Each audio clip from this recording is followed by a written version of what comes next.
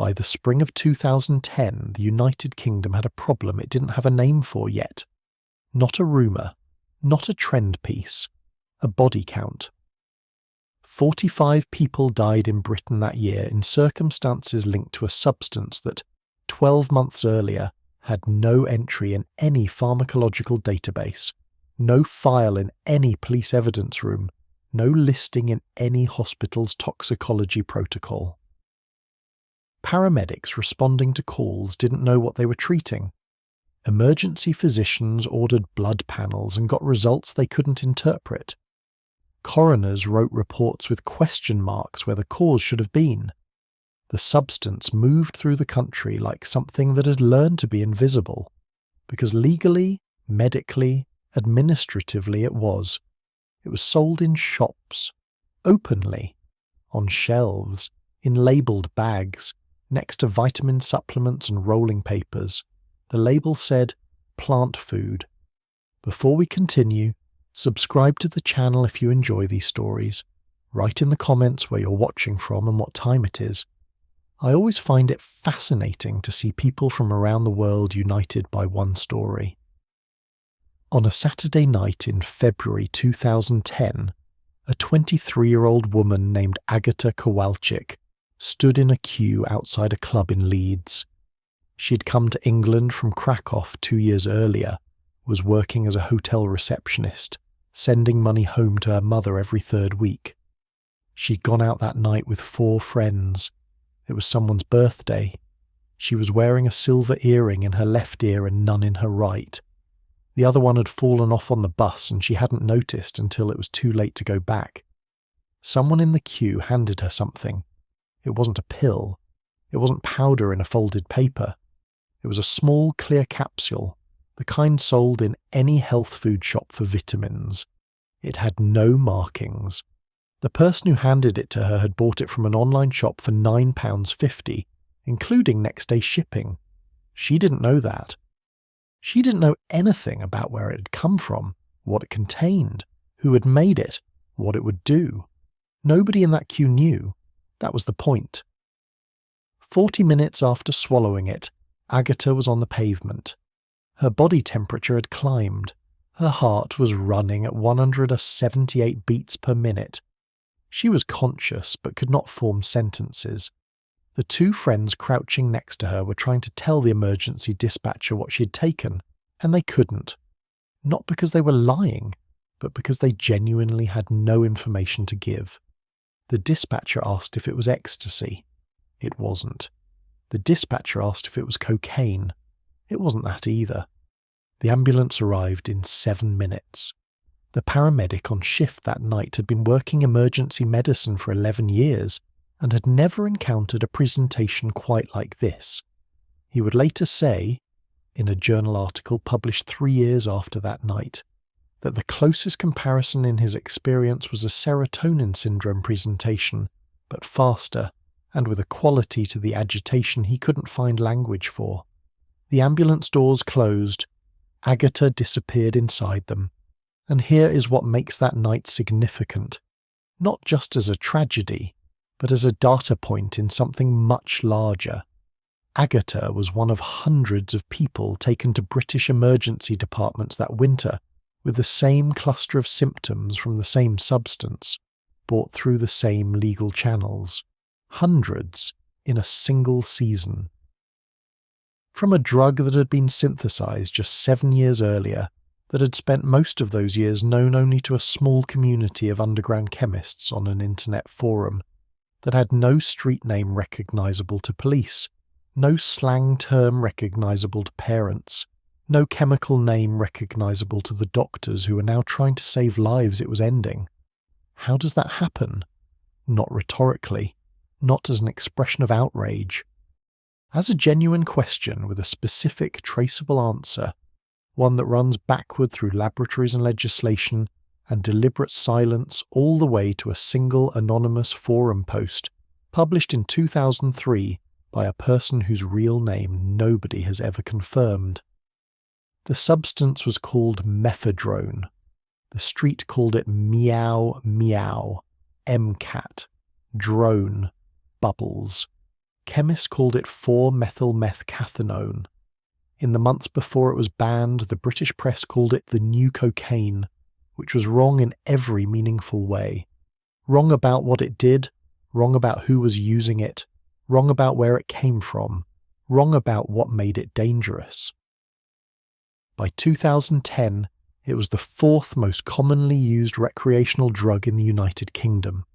Fourth, behind cannabis, cocaine, and MDMA, substances with decades of cultural presence, established supply chains, known pharmacology, and entire policy frameworks built around managing them. Mephedrone had none of that history. It had arrived, essentially, from nothing, and it had done so not through the traditional mechanisms of drug culture, not through traffickers, not through criminal networks, not through the slow geographic spread of street-level dealing, but through Royal Mail, through debit card transactions, through a website with a shopping cart and a customer review section. The reviews, in 2009, were mostly positive.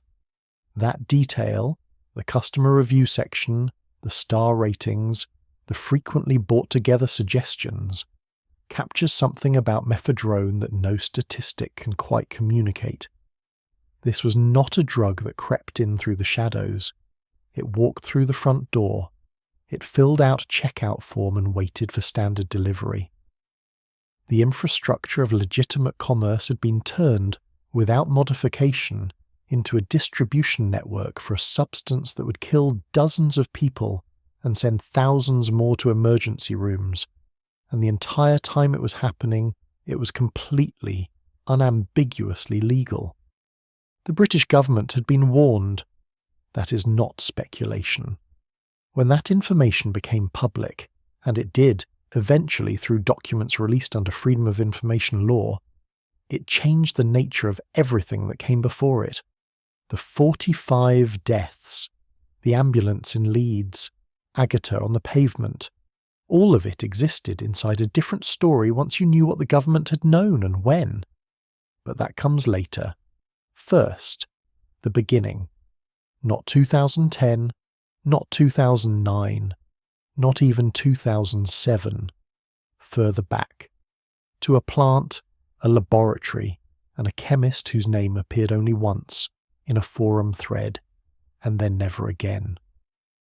To understand Mephedrone, you have to start with a plant that most people in the West have never encountered and couldn't name. Catha edulis, cat. A shrub native to the Horn of Africa and the Arabian Peninsula, with waxy leaves and a faintly bitter smell when fresh. For over 1,000 years, people across Yemen, Ethiopia, Somalia, and Kenya have chewed its leaves in the afternoon, socially, ritually, the way a culture elsewhere might gather around coffee or tea. The effect is mild, alertness, talkativeness, a gentle elevation of mood that fades within hours and leaves behind nothing more dramatic than fatigue and a dry mouth. The active compound responsible for that effect is cathinone, a natural stimulant, structurally close to amphetamine, produced by the plant itself as it grows. When the leaves are picked and chewed fresh, the cathinone content is at its peak. When they dry out, within 48 hours of harvest, the cathinone degrades and the effect diminishes. The plant had, built into its biology, its own expiry date. Scientists began isolating and studying cathinone seriously in the 1970s. The interest was pharmacological, not recreational. Researchers wanted to understand exactly what the molecule did inside the brain, and whether its stimulant properties could be separated from its side effects. That is the standard arc of pharmaceutical research. Find a compound that does something interesting, then spend years figuring out if it can be made useful and safe. What they found was that cathinone was a releasing agent. It forced neurons to dump dopamine and norepinephrine into the synaptic gap, producing stimulation and elevated mood. It was, in simple terms, a natural amphetamine analogue. Less potent than methamphetamine, more potent than caffeine, and sitting in a chemical family, the phenethylamines, that had already produced some of the most consequential drugs of the 20th century. The research continued. Chemists began constructing variations on the cathinone molecule, adding an atom here, adjusting a chain there, to see what each modification produced. This is routine synthetic chemistry. It is how most modern pharmaceuticals are built, iteratively, systematically, one small change at a time. One of those modifications, made in a Tel Aviv laboratory in 1969, produced a compound called methcathinone, cathinone with a single methyl group added to the nitrogen atom. The modification made the molecule more potent, faster acting, and longer lasting than its natural parent. Methcathinone was synthesized for research. It was studied, documented, and then largely set aside. The pharmaceutical industry had amphetamine. It had methylphenidate. It didn't need another stimulant compound that came with its own set of unknowns. But the chemistry had been done, the structure was published, and published chemistry does not disappear. In the Soviet Union, methcathinone had a different trajectory entirely. By the 1980s, it was being manufactured illicitly from over-the-counter cold medication, ephedrine, available in any pharmacy, by home chemists who had learned the synthesis from photocopied pages circulating in underground networks. The Soviet drug scene of the late 1980s had almost no awareness in the West. When the Soviet Union collapsed and researchers finally began cataloguing what had been happening chemically inside it, they found that methcathinone, Jeff, as it was called on the street, had been a significant underground substance for nearly a decade, a drug with a largely unknown history of mass use, producing dependency and psychiatric side effects that the users had no framework to understand, and the medical system had no protocol to treat. That history went largely unread in Western scientific literature. Then came 2003. A different molecule, a different context, a different world. By 2003, the internet had transformed underground chemistry in ways that no regulatory body had yet processed. Forums existed, detailed, technically sophisticated, populated by people with genuine chemical knowledge, where synthesis routes for psychoactive substances were discussed with the same matter-of-fact precision as academic papers. The most significant of these was a site called The Hive. It attracted organic chemists, pharmacy students, autodidacts who had taught themselves from textbooks, and a smaller number of people whose interest was purely recreational, but who had acquired enough technical vocabulary to follow the discussions. In that environment, one additional methyl group on the cathinone structure, applied to the fourth carbon on the aromatic ring rather than the nitrogen, produced a new compound, 4-methylmethcathinone. The modification was simple enough that any competent second-year chemistry student could follow it on paper. The result was a molecule that had never been synthesized before, never been tested in any clinical setting, never appeared in any pharmacological literature. A user posting under the name Kinetic published the synthesis route on The Hive in 2003. The post was technical, precise, and entirely unembellished. No marketing, no enthusiasm, no suggestion of what the compound might feel like, just the procedure, the reagents. The steps, a note about yield. Nobody knows who Kinetic was. Investigators, journalists and researchers have spent years trying to trace the username to a real person. The effort has produced nothing confirmed. The most detailed analysis, conducted by a Dutch harm reduction researcher in 2014, concluded that the writing style and chemical knowledge suggested someone with formal training, possibly graduate level, possibly European. That is as far as anyone has gotten. What is known is that the post went largely unnoticed for 2 years. 2 years during which the formula sat on a server, indexed, searchable, freely available to anyone who looked.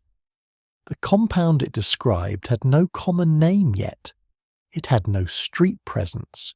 It existed only as a molecular structure on a page that almost nobody was reading. Almost. The people who did read it understood, from the structure alone, what it would likely do. The cathinone family produced stimulant effects. The 4-methyl modification was known to increase potency and lipophilicity, meaning the molecule would cross the blood-brain barrier more efficiently. The combination of those properties pointed toward a compound that would be faster acting than natural cathinone, more euphoric, and, this was the part that would matter most, entirely legal everywhere on Earth. There was no law against it. There couldn't be. No law can prohibit a substance that no law has yet been written to name. Kinetic's post didn't come with a warning. It didn't come with a vision of what would follow. It came with a yield percentage and a list of precursor chemicals, most of which were available without restriction. In a laboratory somewhere, the location unknown, the country unknown, the person unknown, someone read that post, gathered the materials and ran the synthesis. The question of what they felt the first time they took it has never been answered. The formula sat dormant for 2 years. Then Israel moved. In 2007, a cluster of small online vendors operating out of Israeli web infrastructure began listing a new product in their catalogues. The listings were brief and deliberately vague. A white crystalline powder, a research chemical, available in quantities from 1 gram to 1 kilogram, shipping internationally, no prescription required.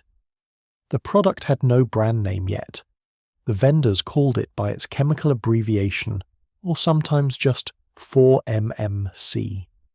The target customer, as the listings framed it, was a researcher, a professional.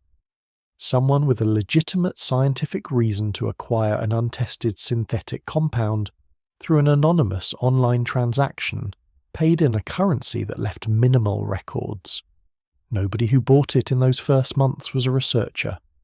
The buyers were members of the same underground forums where the synthesis had first appeared.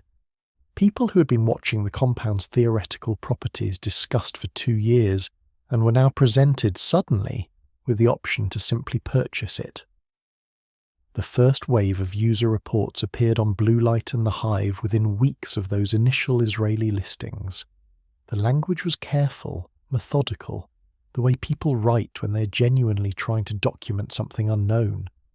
Doses were recorded, timing was noted, effects were compared against other stimulants the writers had experience with. Nobody was selling anything. They were, in their own framework, doing science. The early reports described something remarkable, not dangerous, not alarming, remarkable. A stimulant with unusual warmth to it, not the cold, narrow focus of amphetamine, not the brittle euphoria of cocaine, but something that combined stimulation with a social expansiveness that users compared, cautiously, to low-dose MDMA. Music responded to it differently. Conversations became easier. The body felt lighter without feeling detached.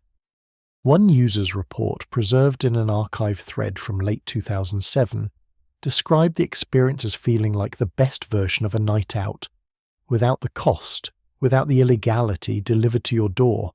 That report received 47 replies within 24 hours. The question nobody was asking yet: what did repeated exposure do? The first-time reports were enthusiastic. The follow-up reports from the same users writing weeks later were quieter. Some noted that the second experience was slightly less intense than the first. A few mentioned difficulty sleeping after use. One user, username never traced, wrote a single-line update to his original post, that he had used the compound 4 times in 10 days and was finding it difficult to go more than 2 days without wanting it again. The thread moved on. Nobody flagged the line. By 2008, the substance had a name the street could use. Meow, meow. The origin of the nickname is uncertain, possibly a phonetic corruption of MCAT, possibly something more arbitrary, the way these things often are. What mattered was that the name travelled, that it fit in a text message, that it could be said out loud in a club without sounding clinical, and by 2008 it had reached the United Kingdom. The entry point wasn't a port or a border crossing or a criminal network, it was a web browser.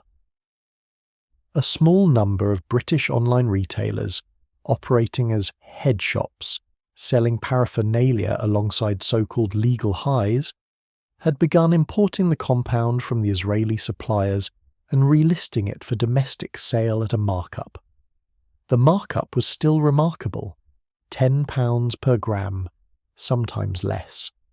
For comparison, a gram of street cocaine in the UK at that time averaged between £40 and £60, with purity rarely exceeding 30%. Mephedrone was arriving at the customer's door at roughly a quarter of the price, with a consistency of product that cocaine's supply chain could not match, requiring nothing more than a debit card and a postal address. The business model was frictionless. That word matters here. Every point at which a drug transaction normally encounters friction, the dealer, the meeting, the cash, the risk of arrest, the uncertainty about content, had been removed. Shopping cart, checkout, delivery confirmation email. In Krakow, in the autumn of 2008, a 22-year-old chemistry student named Tomasz Wierzbicki read the forum threads with the specific attention of someone who understood the underlying science. He was in his third year of a chemistry degree at the Jagiellonian University. His dissertation topic was reaction kinetics, the mathematics of how fast chemical processes occur under varying conditions. He was not a recreational drug user in any established sense. He had smoked cannabis twice, found it unremarkable, and moved on.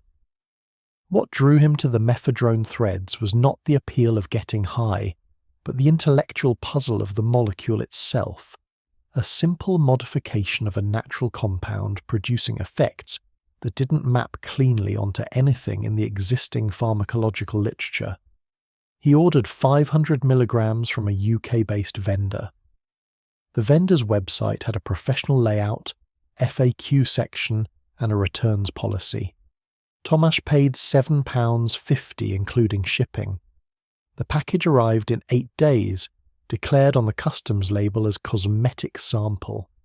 He sat with the package on his desk for 4 days before opening it. That detail matters, not for what it reveals about hesitation, but for what it reveals about the moment. He was being careful. He was being methodical. He was approaching this the way his training had taught him to approach an unfamiliar compound, with respect for the unknown. The package sat next to his organic chemistry textbook, a half-empty cup of cold tea, and a notebook in which he had already written out the molecular structure and its predicted receptor affinities based on what he'd read. He was trying to understand it before he touched it. When he finally did, the experience aligned closely enough with the forum reports to confirm their accuracy, and diverged in one way he hadn't anticipated. The social quality of the effect surprised him. Tomasz was not, by temperament, a socially expansive person. He was precise, private, more comfortable with equations than with groups. But something in the compound changed the register of the evening, made the noise of his student apartment building feel less like intrusion and more like company. He wrote about this the next day in a forum post that ran to 6 paragraphs. He used his newly created username, Quaz, Polish for acid, chemistry slang, not a reference to the drug. The post was precise, it was measured. It disclosed his chemistry background, which gave it an authority that other user reports lacked. It received more responses in 12 hours than most threads accumulated in a month. Tomasz had not intended to become a voice in this community. He had intended to run an experiment once and write it up. But the replies kept arriving. Questions about dosing, about the chemistry, about how his experience compared to the pharmacological predictions he'd outlined. And he kept answering, because the questions were genuinely interesting, and because his answers were genuinely useful, and because the forum had an audience of people who wanted exactly the kind of careful, technically grounded perspective he could provide. He placed his second order before the first package had arrived. Meanwhile, the scale of what was happening in Britain was beginning to exceed anything the forum community represented. Mephedrone had started leaving the research chemical subculture and entering general circulation, not through a dramatic moment of transition, but through the ordinary mechanics of social contagion. Someone at a university tried it, told 3 friends. Those friends told others. A house party in Sheffield, a club night in Manchester, a university common room in Bristol where someone passed around a bag and described it as basically legal coke, but better. The head shops were struggling to keep it in stock. Vendors began listing bulk purchase options: 5 grams, 10 grams, 50 grams. The packaging evolved too, from plain Ziploc bags with a typed label to branded pouches with logos, colour coding, product names. One vendor offered a loyalty card scheme, another had a referral discount. The commercial infrastructure was maturing around a product that was, still, completely legal, with no age restriction on purchase, no required ID, available for next-day delivery to any address in the United Kingdom. By late 2008, an estimated 40,000 people in the UK had tried Mephedrone. That number would quadruple within 18 months. And at the centre of the network that was, in part, providing the intellectual scaffolding for this expansion, the forum posts, the dosing guides, the calm technical explanations that made the compound feel understood and therefore safe, sat a chemistry student in Krakow who believed, with genuine conviction, that information was neutral, that knowledge of a thing was not the same as responsibility for what others did with it. His second package arrived on a Tuesday. He noted the delivery time in his forum signature, for the benefit of other users considering the same vendor. Somewhere in Britain, a toxicologist was beginning to notice a pattern she didn't have a name for yet. She had seen 3 patients in 6 weeks with the same cluster of symptoms. She had run the standard panels. Nothing came back. The results weren't negative, they were simply absent, the way a test returns nothing when it has no template to match against. She started making calls, other hospitals, other departments. She was asking if anyone else had seen this. They had. To understand why Mephedrone spread the way it did, you have to understand what it actually felt like, and why that feeling made complete, rational sense to the people experiencing it. The brain runs on chemistry. Every mood, every memory, every moment of connection between 2 people in a room is the product of molecules crossing gaps between neurons, dopamine producing motivation and pleasure, serotonin regulating mood and social warmth, norepinephrine sharpening focus and alerting the body to act. Mephedrone entered that system and did something precise. It forced the simultaneous release of all 3. Not sequentially, not partially. All at once, in quantities the brain does not produce naturally outside of extreme circumstances. The onset took between 15 and 45 minutes depending on whether it was swallowed or inhaled. Then it arrived. Not gradually. The transition was discrete, a before and an after, with almost no perceivable threshold between them. Users described it consistently enough across thousands of independent forum reports to constitute something approaching a clinical picture. A warmth beginning in the chest, spreading outward, followed within minutes by a sharpening of the senses that felt less like stimulation and more like clarity, as though the ordinary background noise of anxiety and self-consciousness that most people carry without noticing had simply been switched off. Music took on a physical dimension. Conversation became effortless. Touch felt amplified. The body was energized without feeling agitated. The mind was accelerated without feeling scattered. That last distinction is critical. Cocaine narrows. It focuses, isolates, produces a cold confidence that often tips into paranoia at higher doses. Amphetamine drives forward relentlessly, burning through the body's resources with a mechanical efficiency that leaves a specific kind of exhaustion in its wake. Mephedrone did neither. The effect was expansive rather than contracting, warm rather than electric. This is why early users compared it to MDMA. The empathogenic quality, the social amplification, the sense that other people in the room were genuinely interesting and worth knowing. But MDMA had a long onset and a heavy aftermath. Mephedrone came on fast and, in the first months of use before tolerance built, left behind only tiredness. Nothing worse, or so it seemed. It lasted between 2 and 4 hours per dose. That duration became one of its defining problems. Though nobody identified it as a problem at the time, cocaine lasts 30 to 60 minutes per dose, which is partly why users redose compulsively. The crash is sharp and the reflex to restore the feeling is immediate. Mephedrone's longer window should, in theory, have reduced that impulse. It didn't. The descent was gradual enough to be felt while still high, a slow dimming rather than a sudden drop, and the awareness of the descent, experienced from inside the elevated state, created a specific and powerful urge to stop it before it completed. Redosing Mephedrone while still on Mephedrone was the behavioral pattern that appeared in user reports earliest and was understood latest. The compound's own duration worked against the user, long enough to create a reference point for how good it felt, short enough that returning to that point seemed only a small step away, accessible, justified. Tomasz understood the pharmacology of this in the abstract before he experienced it directly. He had written about the redosing phenomenon in forum posts in late 2008, framing it analytically, a predictable consequence of the compound's receptor kinetics, a thing to be aware of and manage through disciplined interval spacing. His posts on the subject were among the most read pieces of writing about Mephedrone available in any language at that time outside of academic literature.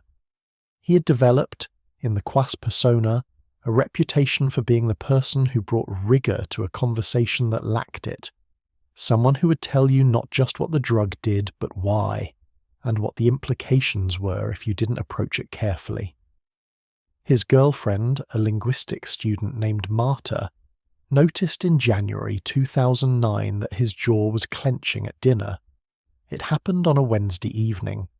They were eating in his apartment, something unremarkable from the shared kitchen downstairs, and she watched his jaw tighten and release in a rhythm that had nothing to do with chewing. She mentioned it once. He said he hadn't noticed. He hadn't. That was not a deflection.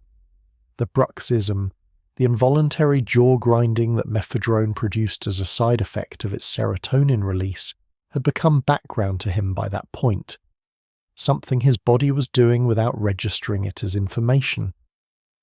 The week before that dinner, he had used Mephedrone 3 times. He had not planned to use it 3 times that week. He had planned once on Saturday as a defined occasion. But Saturday had extended into Sunday morning, and by Tuesday evening he had found himself opening his laptop and navigating to the vendor's site not out of desire exactly, but out of a flatness that he recognized intellectually as contrast. The ordinary texture of Tuesday evening measured against the memory of Saturday night, and had placed an order before fully deciding to. He did not write about this on the forum. This gap, between what Tomasz published as Quas and what Tomasz experienced as himself, matters enormously because Quas was not a fringe voice. By early 2009, the Quas posts were being cited on harm reduction websites, referenced in early journalistic pieces about the legal high phenomenon, and used by users as a credibility anchor for the idea that Mephedrone, approached intelligently, was manageable. The most trusted publicly available source on Mephedrone safety was authored by someone whose private relationship with the compound had already begun to diverge from the careful, interval-respecting framework he was publicly recommending. Meanwhile, the people who should have been producing that information professionally were still catching up. A survey conducted across British general practitioners in late 2008 asked whether they had encountered patients who reported Mephedrone use. Over 70% answered no, not because their patients weren't using it, but because their patients weren't disclosing it, largely because they had no reason to believe a GP would know what it was. The same survey asked whether GPs had received any guidance from the Department of Health regarding new psychoactive substances. Fewer than 4% said yes. Emergency medicine departments were operating in a similar void. When patients arrived with mephedrone-related symptoms, elevated heart rate, hypothermia, agitation, occasional chest pain, the presenting picture was close enough to stimulant toxicity that treatment followed established protocols for cocaine or amphetamine overdose. Those protocols were not wrong exactly, but they were calibrated to compounds with different receptor profiles and different timelines. Mephedrone's serotonin component created risks that the standard stimulant protocol didn't specifically address. The difference was small enough that most patients recovered regardless. Most. The toxicologist who had been making calls? Dr. Eleanor Marsh at Nottingham University Hospital, whose 3 anomalous cases in autumn 2008 had sent her reaching out to colleagues, had by January 2009 assembled a file containing 12 patient reports from 4 different hospitals. Each patient presented with the same cluster. None had tested positive on standard screens. 2 had eventually disclosed the substance name to nursing staff, and she had cross-referenced the name against every database she had access to. It appeared in none of them. She typed the name into a standard web search instead. The first result was a forum post. The second was an online shop selling it for £9.50 per gram, with free shipping on orders over 5 grams. The third was a harm reduction guide, detailed and precisely written, published under the username Quaz. She printed all 3 and added them to the file. The file was now 41 pages. She began drafting a formal report to the Advisory Council on the Misuse of Drugs, the government body responsible for classifying controlled substances, with a cover letter explaining that the compound was currently legal, commercially available, actively in use across multiple cities, and producing clinical presentations that emergency medicine staff were not equipped to recognise or treat. She sent it in February 2009. The council received it, logged it, assigned it a reference number. The number was DRB/2 009/0047, a detail that would become significant much later when journalists began filing Freedom of Information requests and comparing timestamps. Tomasz, that same February, bought a digital scale, 0.001 gram precision, the kind used in analytical chemistry. The rationale, as he recorded it in a private notebook he kept separate from his forum activity, was that precise measurement was the foundation of safe use, that the risks he wrote about in his public posts were risks that careful dosing could substantially reduce. The scale sat on his desk next to his organic chemistry textbook. He told himself this was discipline. The scale was still there 3 months later when he stopped attending his Thursday morning lectures entirely, not because he had decided to stop going, but because Thursday mornings had started arriving with a specific heaviness that made the walk across campus feel like something requiring more energy than he had. He was 23 years old. He had a 0.001 gram scale, a forum reputation that exceeded anything his academic record could produce, and a private notebook in which the entries were becoming shorter and further apart. Nobody outside that apartment knew any of it. Dr. Eleanor Marsh's report reached the Advisory Council on the Misuse of Drugs in February 2009. Reference number DRB/2009/0047. 41 pages, 12 patient cases across 4 hospitals, a compound with no entry in any controlled substance database, available for next-day delivery to any address in Britain, producing clinical presentations that emergency staff were misidentifying or missing entirely. The council acknowledged receipt. Then nothing happened for 4 months. Not 4 months of investigation, not 4 months of deliberation. 4 months during which the report sat inside an institutional process that moved at the speed of committees and parliamentary schedules, while Mephedrone moved at the speed of next-day delivery. By the time the council formally placed the compound on its review agenda in June 2009, an estimated 150,000 people in the United Kingdom had tried it. The number was not a projection. It came from a national survey of nightclub attendees conducted that spring, a survey commissioned not by any government body, but by a harm reduction charity operating on a budget of £340,000 per year. The government's own surveillance infrastructure had produced nothing. That gap between what a small charity with limited resources could find and what the official apparatus charged with monitoring drug trends had detected was not an accident of bureaucratic slowness. This is where the story becomes something different from a simple institutional failure. In March 2010, a journalist at The Guardian filed a Freedom of Information request, seeking all internal communications between the Home Office and the ACMD regarding Mephedrone from January 2008 onward. The documents arrived 7 weeks later. They were partially redacted. But what remained was enough. The first internal Home Office email mentioning Mephedrone by name was dated November 2008, 3 months before Dr. Marsh sent a report, 4 months before the first confirmed Mephedrone-linked death in Britain. The email was not an alarm. It was a forwarded briefing note passed between 2 senior civil servants, summarising intelligence from the Serious Organised Crime Agency about new psychoactive substances emerging in the online market. Mephedrone was listed third on a list of 7 compounds flagged for monitoring.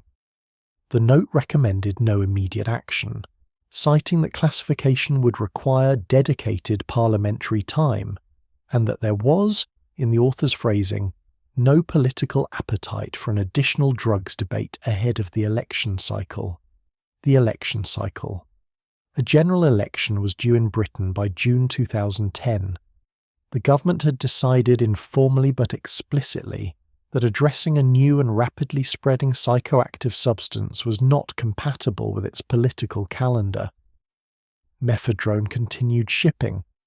The first publicly confirmed death linked to Mephedrone occurred in March 2009.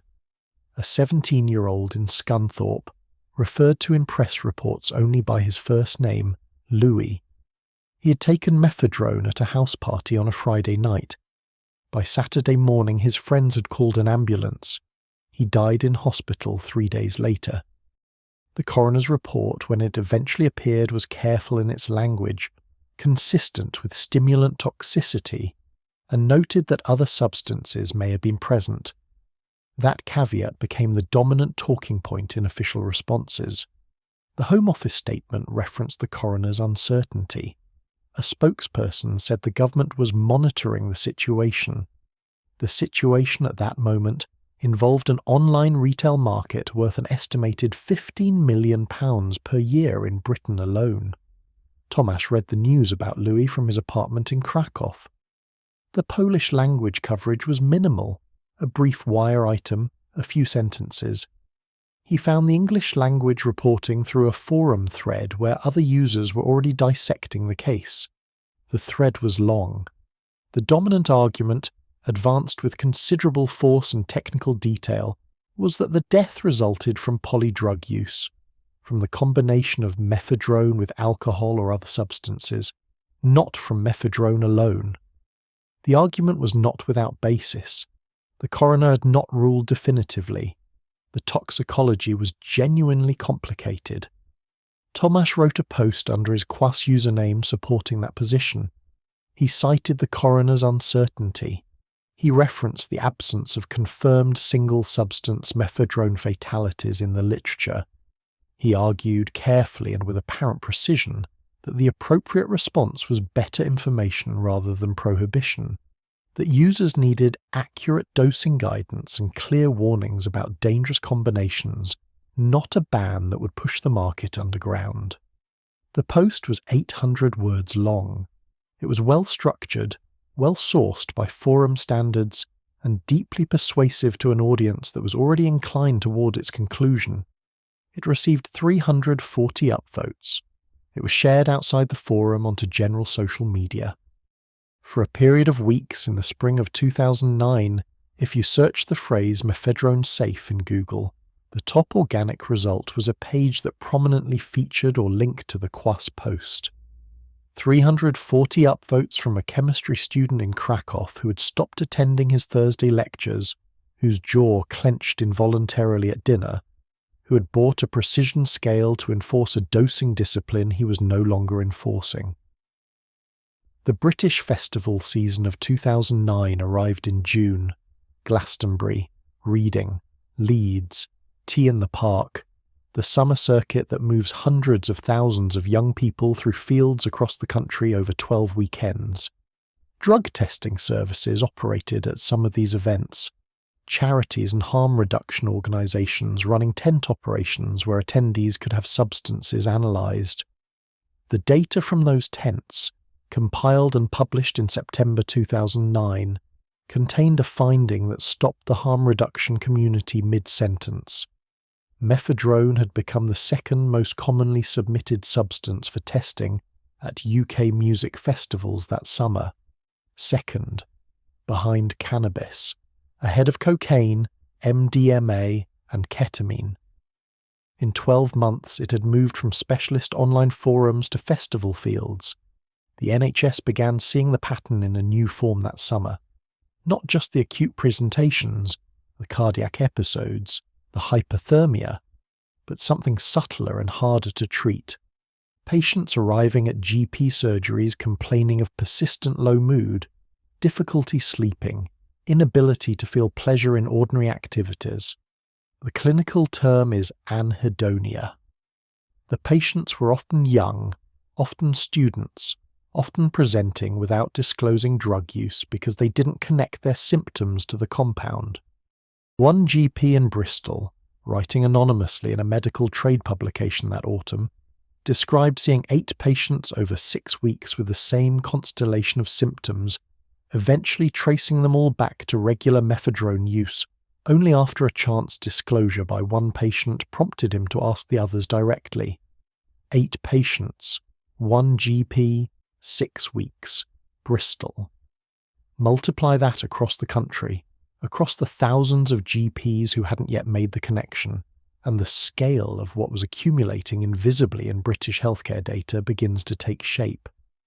The visible emergency, the acute presentations, the deaths, was the part that made headlines.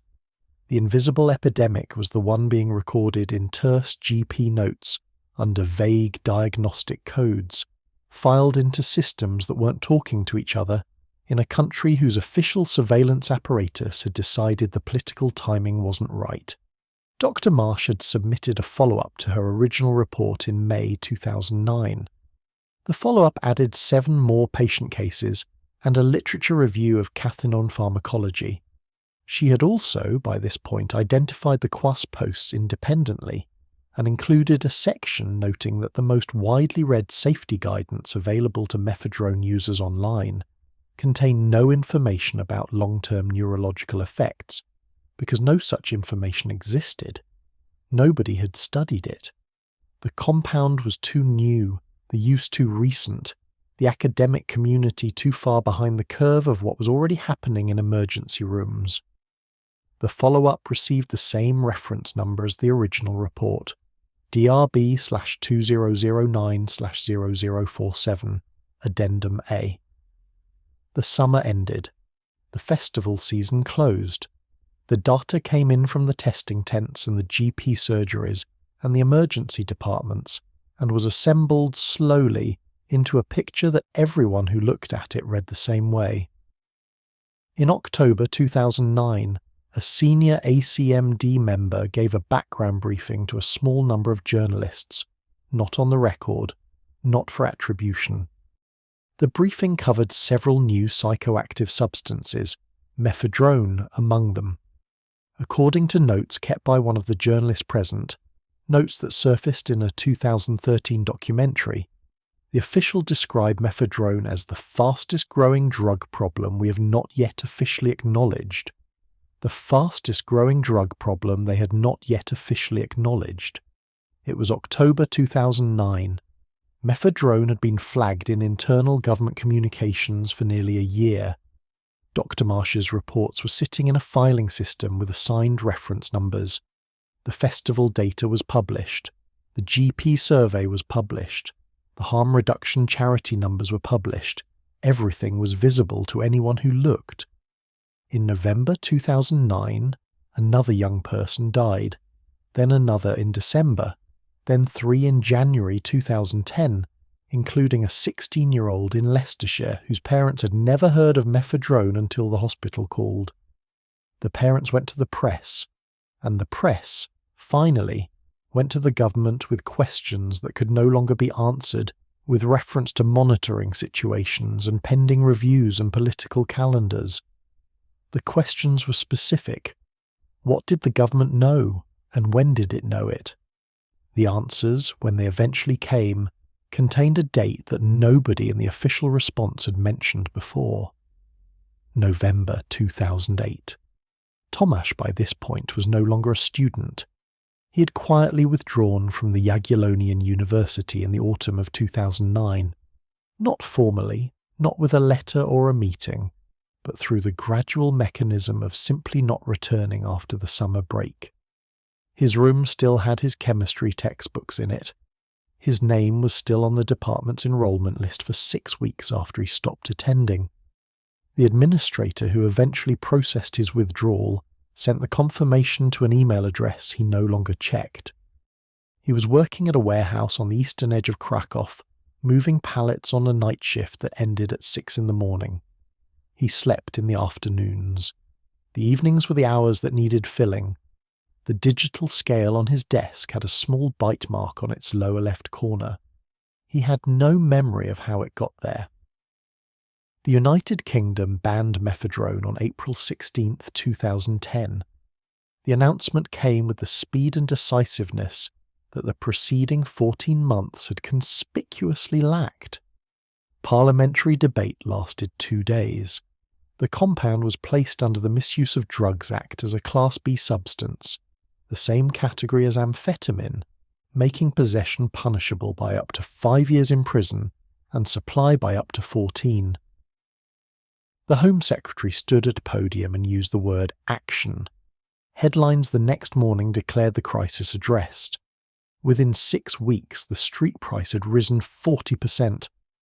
That number came not from government monitoring but from the same harm reduction networks that had been tracking Mephedrone since 2008, the charities, the testing services, the forum communities whose surveillance infrastructure had consistently outpaced the official apparatus. Price rise meant supply disruption, which was the intended effect. But the same data showed something the headlines didn't mention. Purity had dropped simultaneously, from an average of 85 to 90% in the legal retail market to somewhere between 30% and 60% on the street. What users were now buying was cut with unknown substances, benzocaine, caffeine, occasionally compounds more dangerous than Mephedrone itself, in proportions they had no way to assess. Emergency department presentations did not fall after the ban. They rose. The ACMD had published its formal recommendation for classification in March 2010, 2 weeks before the ban. The document was thorough. It ran to 63 pages. Buried on page 47, under a subheading titled Dissenting Views, were 4 paragraphs that would not be mentioned once during the parliamentary debate that followed. 2 members of the council had refused to sign the majority recommendation. One was Dr. Fiona Ramsey, a pharmacologist at University College London who'd been studying synthetic cathinones since the first clinical reports emerged in 2008. The other was a public health researcher named Dr. Owen Glenister, whose work focused on the relationship between drug policy and healthcare demand. Their dissenting section argued, with specific reference to historical precedent from cannabis and MDMA rescheduling, that classification without simultaneous investment in treatment infrastructure and user education would not reduce harm. It would relocate it. Users would not stop. Dealers would replace vendors. Purity would fall. The most vulnerable users, those already dependent, would be cut off from any legitimate pathway to help because the substance they depended on was now a criminal matter. The parliamentary debate referenced the ACMD report 17 times. The dissenting section was not mentioned once. 6 weeks after the ban, Dr. Ramsey received an informal communication from the ACMD Secretariat. The phrasing was careful, bureaucratic language deployed with precision, but the meaning was unambiguous. Her position on the council was under review, and there was concern that her public statements on drug policy were creating tension with the government's legislative direction. She'd given one interview to a medical journal in which she had described the ban as a political response dressed in scientific clothing. She was removed from the council 4 months later.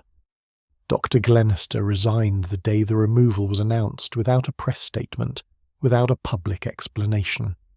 He returned to academic research. His next published paper, appearing in the journal Addiction in 2012, analysed the post-ban mephedrone market using harm reduction charity data, and concluded that classification had produced no measurable reduction in use prevalence, while generating a statistically significant increase in harm indicators, including emergency presentations, reports of adulterated product, and calls to drug helplines from users with no prior contact with drug services. Nobody in government cited that paper. What the ban had done, effectively, efficiently, without intending to, was send a signal to the chemical industry, specifically to the part of the chemical industry that had been watching the mephedrone market with professional attention.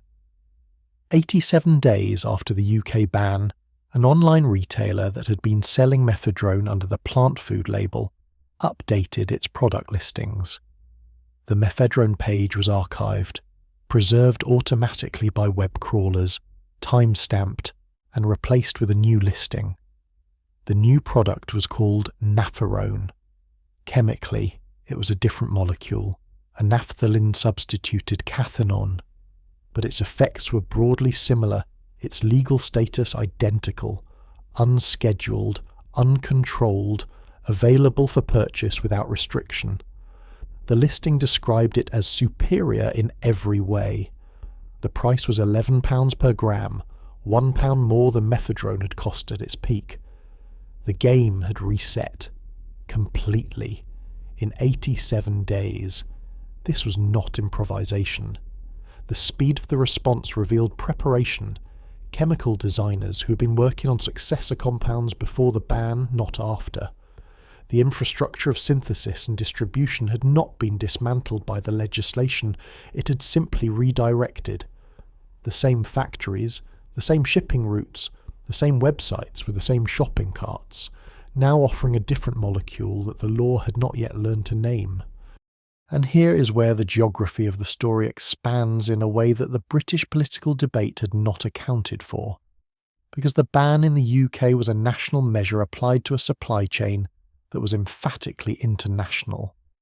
The majority of the world's mephedrone had never come from Israel. The Israeli vendors had been the entry point, the proof of concept, the first to recognise the commercial opportunity and act on it.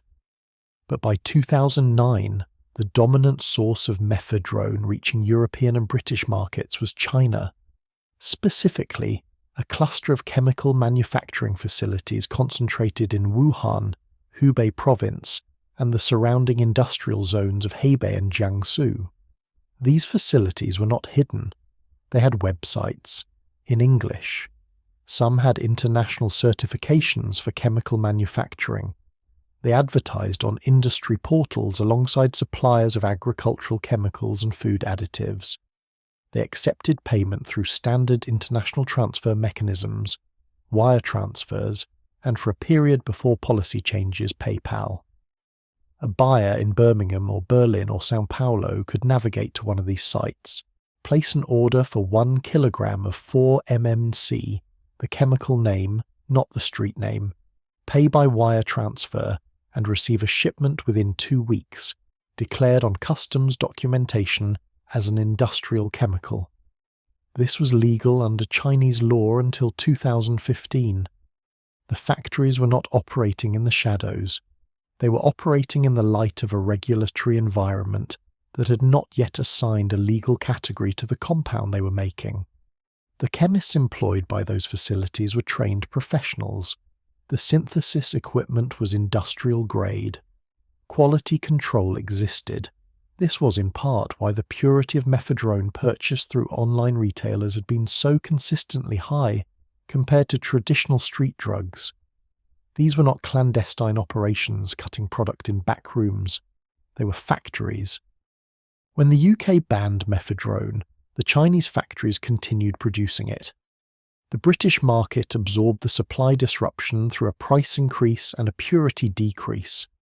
The rest of Europe, where most countries had not yet banned Mephedrone, continued receiving shipments without interruption. The factory output didn't change, the shipping routes adjusted slightly. Poland was watching all of this from a specific and uncomfortable angle. The Polish market had its own mechanism for Mephedrone distribution, and for dozens of other synthetic compounds arriving from the same Chinese supply chains. They were sold through shops called dopalacze, a Polish slang term roughly translating to boosters, which operated openly in Polish cities and towns, in storefronts with bright signage, selling synthetic highs alongside energy drinks and novelty items. By 2009, there were an estimated 1,400 dopalacze shops operating in Poland. Not underground, shops, with hours and staff and receipts. Tomasz, working his warehouse night shifts on the eastern edge of Krakow, could have walked to one in 12 minutes. He didn't need to. His supply was online from the same UK-adjacent vendors he had always used, and Poland had not yet banned Mephedrone. But the dopalacze phenomenon was generating the kind of headlines that forced a political response faster than the forum culture had. School children were buying products from these shops. Parents were complaining. The imagery, bright storefronts, synthetic substances, children, was politically unmanageable in a way that forum threads and online vendors were not. The Polish government moved in October 2010. It didn't schedule individual compounds. It closed the shops, all of them. A legal instrument targeting the retail point rather than the substance, because scheduling Mephedrone alone, as Britain had demonstrated, merely redirected the market without eliminating it. In a single week, 1,400 storefronts closed. The market moved online completely within a month, and then it moved to the streets. Dealers who had never sold Mephedrone before absorbed it into their existing operations, mixing it with their supply chains for amphetamine and heroin and cocaine.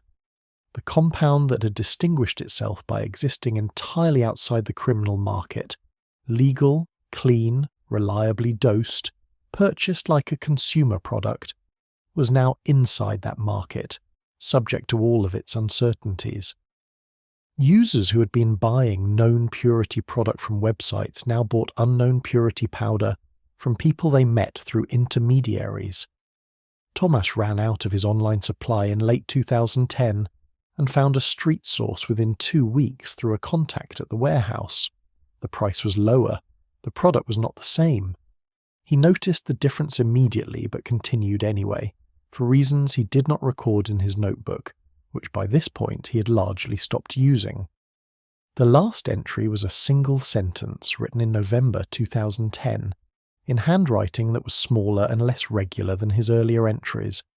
He had found that the street product required a higher quantity to produce the same result. That observation, clinical, precise, exactly the kind of thing the chemist in him would note, was the last self-documentation he produced for nearly 3 years. The Doppelazzi shops were closed. Britain had its ban. The political responses had been enacted, the press conferences held, the headlines written. In Warsaw and London and Brussels, the people responsible for drug policy moved on to other agenda items, carrying the reasonable assumption that the legislative tools had done what legislative tools were supposed to do. In a factory outside Wuhan, the production line had not paused for a single day. And in the online shop that had listed Mephedrone 87 days after the UK ban, a new product had just appeared alongside it, a cathinone compound with a slightly different carbon chain, a slightly different receptor profile, a slightly different name. The listing noted that it was, like all their products, for research purposes only. The question was no longer whether the market would survive the bans. It had already answered that. The question, the one that no parliamentary debate had addressed, that no policy document had answered, that Dr. Ramsay had raised in her dissent and been removed for raising, was what the next generation of these compounds would look like. That answer was already being written in laboratories that had no reason to stop. The word flakka first appeared in Florida police reports in 2014. It wasn't a chemical name, it wasn't a brand, it was street language, possibly derived from Spanish slang for a thin, attractive woman, applied with the specific dark irony of drug culture to a substance that did the opposite of what the name implied. The compound behind it was alpha-pyrrolidine pentiophenone, alpha-PVP, a synthetic cathinone, a direct chemical descendant of the same family that Mephedrone had introduced to mass markets 4 years earlier, more potent, cheaper to produce, and catastrophically different in its behavioural effects. Where Mephedrone had produced warmth and sociability, alpha-PVP produced something that clinicians struggled to categorise. The presentations arriving in Florida emergency rooms in 2014 and 2015 were not stimulant overdoses in any familiar sense. Users were found outdoors, in public, in states of acute psychosis, not confused, not sedated, but violently, completely detached from shared reality. They were removing their clothing in traffic. They were attacking strangers with a strength that seemed physiologically inconsistent with their body size. They were reporting in the moments when speech was possible that people were chasing them, that the ground was moving, that something was inside their skin. The videos spread faster than any policy response could follow. Smartphone footage of flakka incidents appeared on social media platforms in early 2015 and accumulated millions of views within days. The imagery was extreme enough to be genuinely shocking, not the glamorized danger of older drug culture, but something rawer, more disturbing, more medically naked. A man running through a Florida neighborhood screaming, impervious to the officers attempting to restrain him. Another climbing a fence outside a police station, tearing his hands open on the metal, apparently unable to feel it. The videos were not curated. They were bystander recordings of actual emergencies, and they travelled globally within hours. Florida recorded 63 alpha-PVP-related deaths in 2015 alone. The Drug Enforcement Administration declared an emergency scheduling action, the fastest legal mechanism available in the United States, bypassing the standard multi-year review process, and placed alpha-PVP on Schedule 1 in March 2014. That action took effect and immediately demonstrated the same dynamic the UK ban on Mephedrone had revealed 4 years earlier. The compound disappeared from the domestic market and was replaced within months by structural analogues that the emergency scheduling didn't cover. The successor molecules were already waiting. This was the pattern that Dr. Fiona Ramsay, removed from the ACMD in 2010, now publishing independently from her UCL laboratory, had been documenting since 2011. Her research tracked the emergence of new cathinone compounds against the timeline of legislative actions, mapping each ban to the appearance of the replacement molecule that followed it. The correlation was not incidental. The interval between a major jurisdiction banning a specific cathinone and the appearance of a functional replacement in online markets had, by 2015, compressed to an average of 61 days. 61 days from ban to replacement. The chemistry was moving faster than the law. By 2015, the UN Office on Drugs and Crime had identified 89 distinct synthetic cathinone compounds circulating in global markets. By 2018, that number had reached 130. Each compound was slightly different: a modified carbon chain, a substituted ring, a repositioned functional group, different enough to exist outside existing legal definitions, similar enough to produce effects recognizable to users of the previous generation. The chemical designers were not random. They were systematic. They were reading the same legislation that governments were passing and adjusting their molecules accordingly. Tomasz knew this. He had known it since 2010. He was no longer writing forum posts. The Quas account had gone silent in 2011, its last entry a brief response to a user asking about sourcing, giving no useful information, written in a register so flat and abbreviated that regular readers of the account noted the change in tone. Some speculated about what had happened to Quas. One thread ran to 40 replies, users piecing together the forum history, trying to determine whether the silence was deliberate or circumstantial. Nobody knew. Nobody could know. In Krakow, Tomasz was 30 years old and working irregular warehouse shifts that the management tolerated because he was reliable enough when he showed up, and because the night shift had a turnover problem. He had moved from the apartment near the university to a smaller one near the industrial district. 3 rooms, a kitchen window that looked onto a concrete wall. His mother, Helena, called on Sundays. He answered approximately 2 out of every 5 Sundays. When he answered, the calls were short, 10 minutes, sometimes less. And Helena, who had worked as a nurse for 22 years and understood the specific vocabulary of evasion that people in difficulty develop, kept the conversation simple. She asked about food. She asked about sleep. She did not ask about the things she had noticed on her last visit.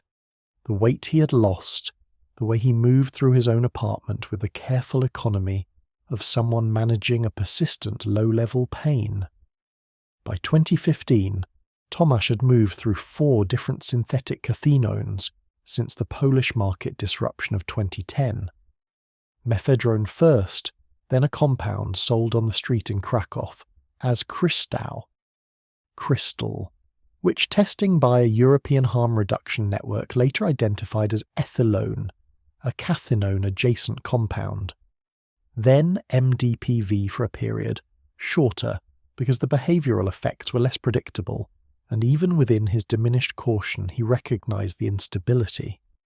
Then alpha PHP, alpha pyrrolidinohexyophenone, a close relative of the same compound devastating Florida, slightly different in its carbon chain length, differently named, equally unscheduled under Polish law at the time.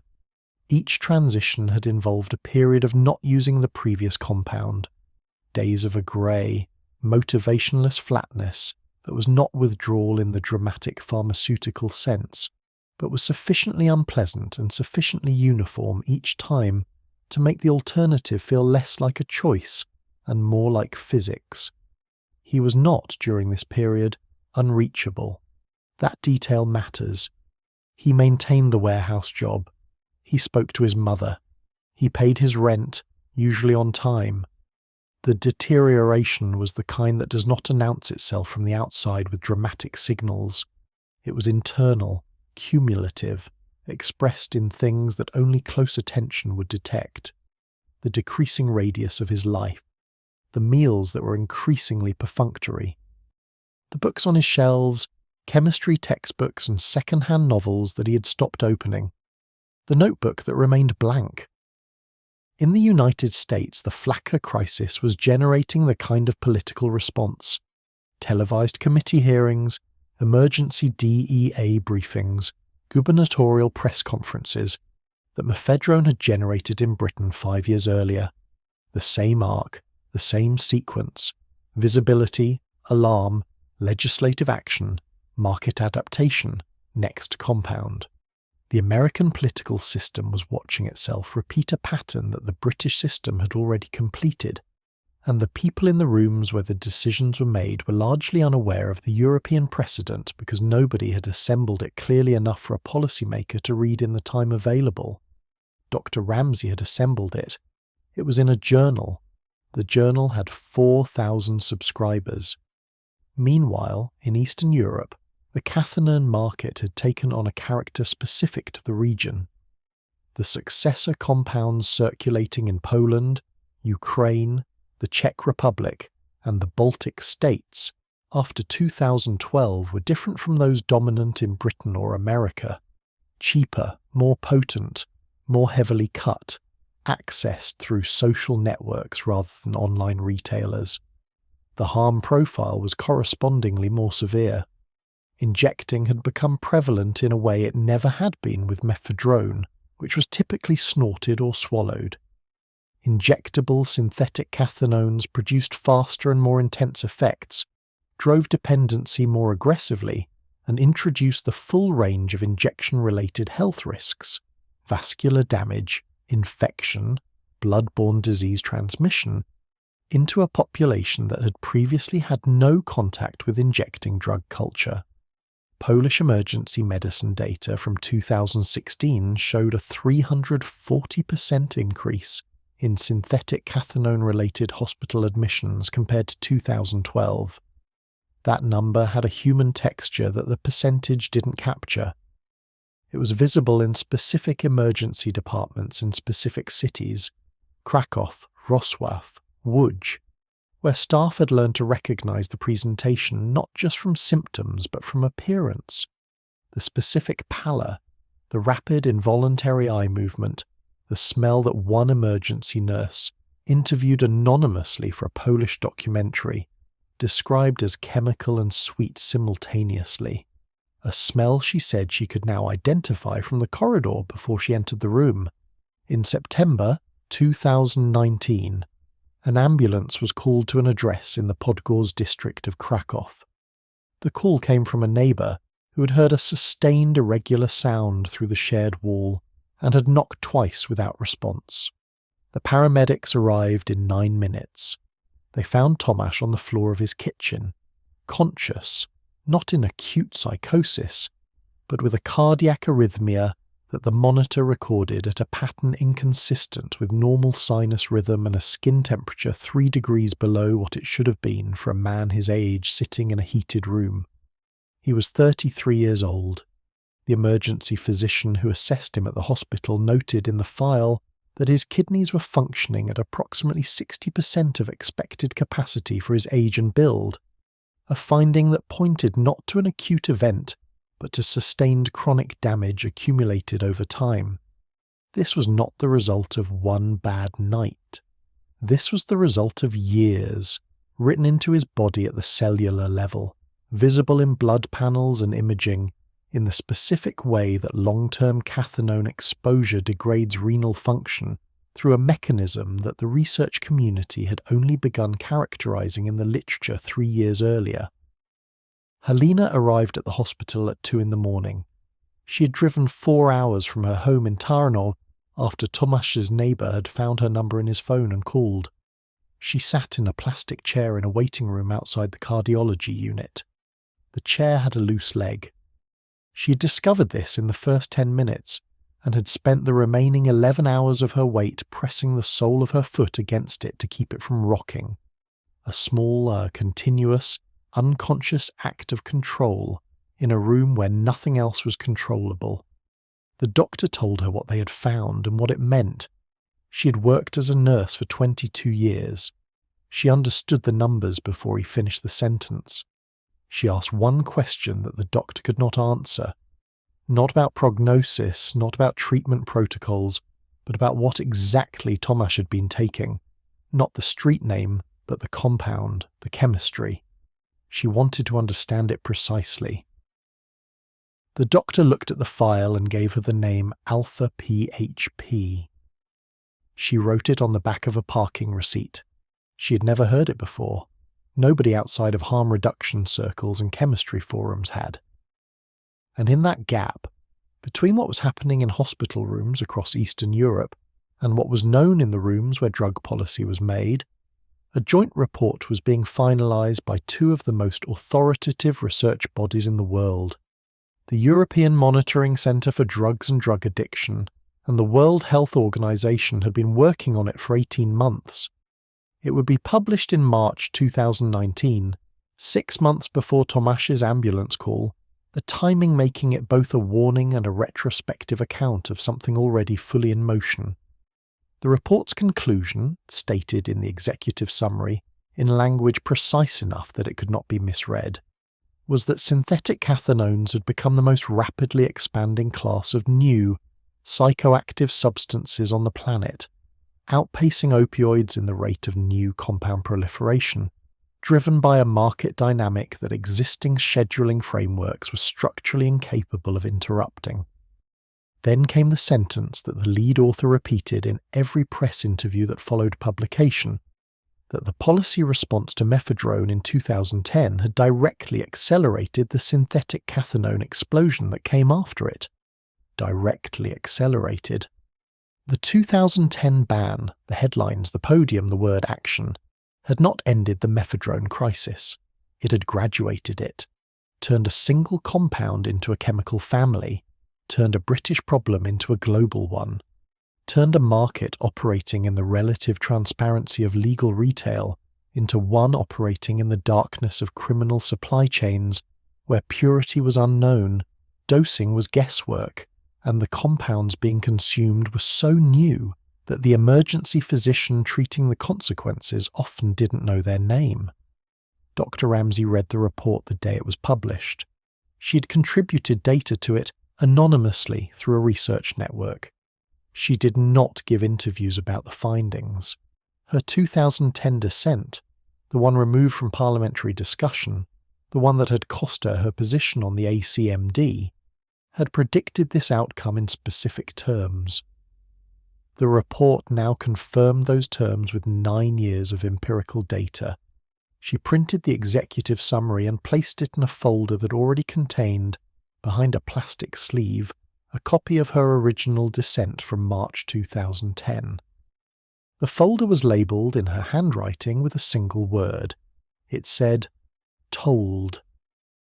Helena pressed her foot against the chair leg. The cardiology unit was quiet at 4 a.m. The corridor lights were the kind that hum at a frequency just below conscious hearing, present, constant, unignorable once noticed. She noticed it after the 3rd hour and could not stop noticing it after that. Tomasz was discharged after 11 days. The cardiac arrhythmia had stabilized by the 3rd day. The renal function numbers didn't improve, but they didn't worsen, which the nephrologist described as the realistic target for this stage. Tomasz listened to the discharge instructions with a specific focused attention of someone who had spent years processing technical information. He asked 2 precise questions about the medication interactions, noted the answers, folded the printed summary into his jacket pocket. The physician later described him to a colleague as one of the most composed patients he'd had in a difficult category.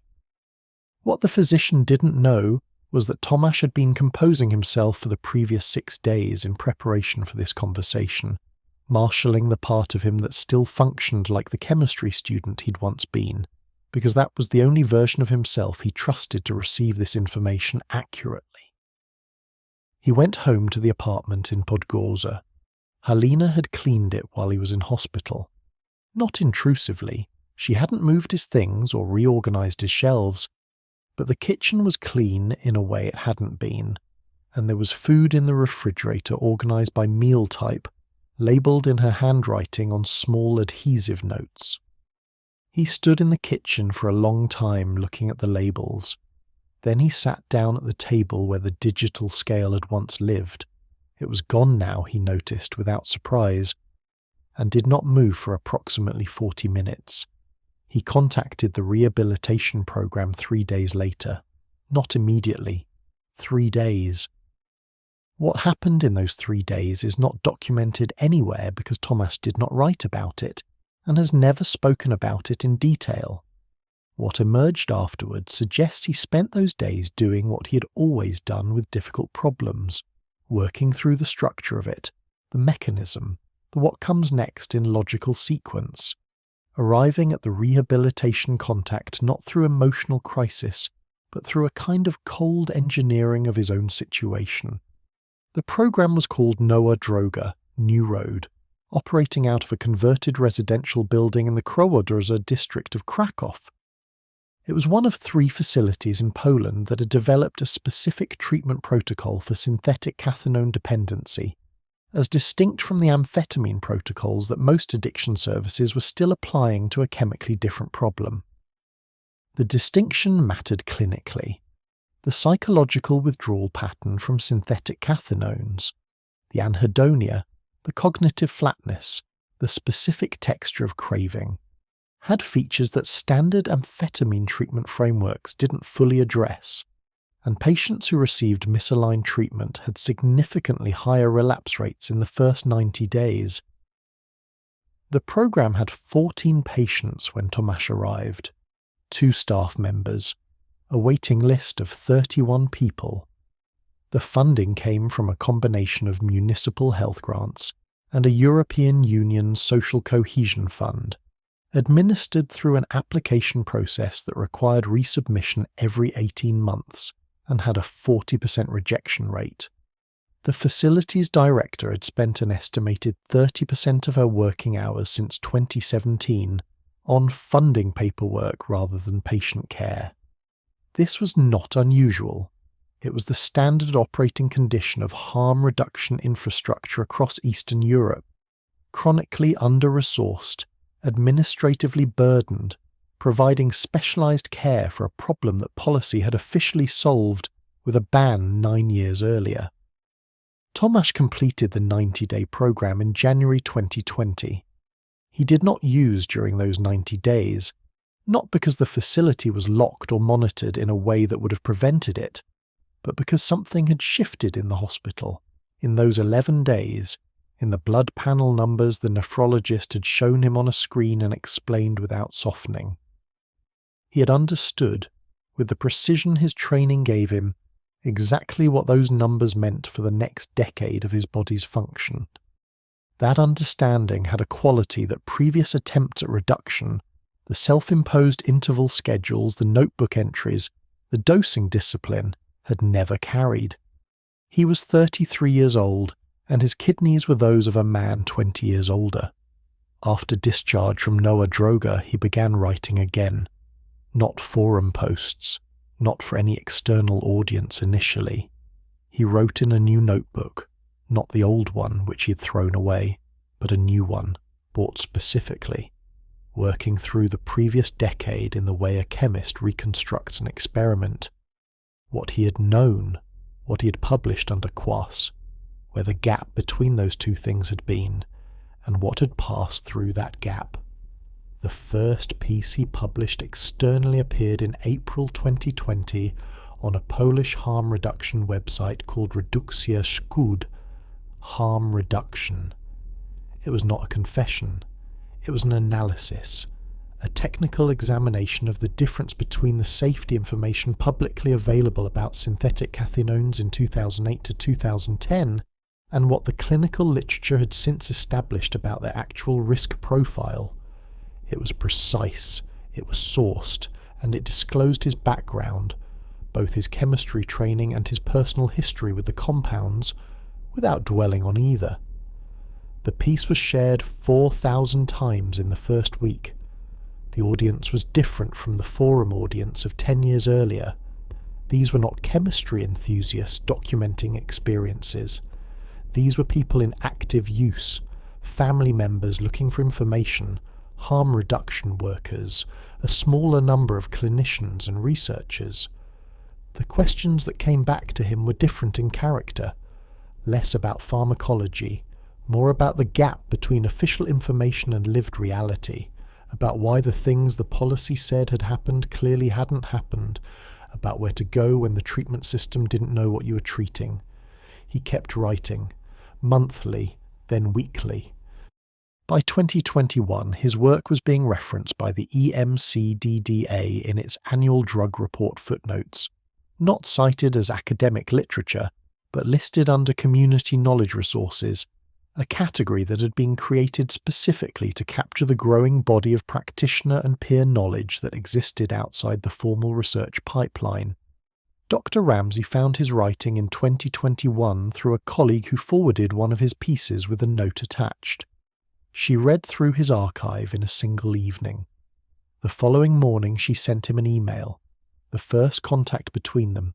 Two people whose work had been circling the same subject from opposite directions for over a decade, asking if he would be willing to contribute lay testimony to a submission she was preparing for a European Parliament committee on new psychoactive substances. He replied within an hour, yes. Internationally, the legislative landscape was finally shifting in a direction that addressed the structural problem rather than just the individual molecule. The UK's Psychoactive Substances Act, which had come into force in May 2016, represented a genuinely different approach. Rather than scheduling specific compounds, it prohibited the production, supply, and importation of any substance capable of producing a psychoactive effect in humans, with specific exemptions for alcohol, tobacco, caffeine, and medicines. The law was legally contentious. Defining psychoactive effect in statute created immediate challenges, and its early implementation was chaotic enough to generate legitimate criticism. It technically prohibited poppers, a substance used widely by gay men with no established serious harm profile, and the ensuing political argument consumed significant parliamentary time before an exemption was negotiated. But the data that emerged from the UK market after 2016 was unambiguous on one point. New synthetic cathinone compounds stopped appearing in British online shops almost entirely. The generic prohibition had done what specific scheduling never could. It had removed the regulatory gap that successor molecules had been designed to exploit. There was no longer a legal category for an unscheduled cathinone to inhabit. The market didn't disappear. It moved fully underground, fully into criminal supply chains, with all the purity and safety consequences that implied. But the proliferation of new compounds, the 61-day replacement cycle that had characterized 2010 to 2016, stopped. Other countries were watching and drawing different conclusions from the same data. In 2022, the UN Commission on Narcotic Drugs began a consultation process on generic scheduling for the entire cathinone chemical class, a framework that would place not specific compounds, but the entire molecular family under international Schedule I control. The consultation ran for 2 years. It was opposed by a coalition of legitimate chemical industry groups who use cathinone derivatives in pharmaceutical research and agricultural chemistry, and who argued, with technical accuracy, that the scheduling language as initially drafted would inadvertently capture compounds with no psychoactive properties. The language was revised 4 times. Tomasz submitted written testimony to the consultation in 2023. 14 pages. The document traced the complete arc from the 2003 synthesis post through the treatment facility waiting list of 2019, using his own case as a continuous thread while situating it within the epidemiological data. He had reviewed every major policy document published on synthetic cathinones in English and Polish. The footnotes ran to 3 pages. Dr. Ramsey read the testimony and cited it in her own submission. In June 2025, the UN Commission on Narcotic Drugs voted. 38 countries in favour of generic scheduling for the cathinone class, 4 opposed, 2 abstentions. It was the first time a whole chemical family rather than a specific named compound had been placed under International Schedule 1 control, a structural shift in the logic of drug law that had been argued for in various forms since Dr. Ramsey's 2010 dissent. It had taken 15 years. What the vote covered was international trade and manufacturing. What it could not cover, and what the documents supporting the vote were careful not to claim, was the supply already circulating in street markets across Eastern Europe, Southeast Asia, and parts of sub-Saharan Africa, where cathinone compounds had embedded themselves in local drug economies over the preceding decade in ways that an international scheduling decision could not reach. The vote changed what was legal to manufacture and export. It did not change what was already made, already distributed, already in use. Tomac understood this distinction precisely. He was, by 2025, a person who had spent 6 years reading every policy document published on this subject, and who retained the specific double vision of someone who had also lived inside the thing those documents were describing. He could read a policy framework and tell you simultaneously what it would accomplish and what it would miss, not as an exercise in cynicism, but as a function of having both kinds of knowledge simultaneously. In November 2025, he received a formal invitation from the European Parliament's Committee on Civil Liberties, Justice and Home Affairs to present oral testimony at a hearing on the implementation of the 2026 Global Cathinone Scheduling Action. He accepted. He began preparing his testimony that same evening, opening a new document on his laptop, the cursor blinking in the white space. He wrote the title of the document and then, before the formal text, one sentence he had no intention of including in what he would actually say to the committee. A sentence for himself, a private notation, the kind of thing a chemist writes in a lab notebook to mark where an experiment began. It said, "I was one of the first people to write publicly that mephedrone was safe." He left it there. Then he began the document proper, starting with a number, a date, and a name. The hearing was scheduled for February 2026. He had 3 months. He used all of them. January 15th, 2026. The date the world had agreed on. 94 countries simultaneously enacted the generic scheduling of the entire cathinone chemical class under their highest available controlled substance categories. Not a specific molecule. Not a named compound. The entire family, every possible variation of the cathinone structure, synthesized, or yet to be synthesized, placed beyond the boundary of legal manufacture, sale, or possession in the largest coordinated international drug control action since the 1961 Single Convention on Narcotic Drugs, the foundational treaty that had governed global drug law for 65 years. The press coverage lasted 3 days. It was framed predominantly as a conclusion. Headlines used the word "finally." Politicians in Geneva and Brussels and Washington gave statements referencing the long arc of the synthetic cathinone problem and the decisive nature of the international response. The UN Secretary-General's office issued a 1-paragraph acknowledgement. The story moved through the news cycle and was replaced by other stories, as stories are. In 31 countries, forensic laboratories were already looking at something else.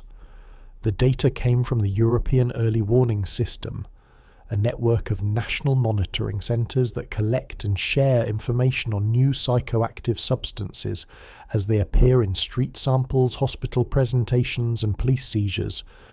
By February 1st, 2026, 17 days after the global ban took effect, the Early Warning System had received confirmed reports of 7 synthetic cathinone compounds that did not appear on any scheduled substance list anywhere in the world. Not structural analogues operating in grey areas, not legacy stock from pre-ban manufacturing.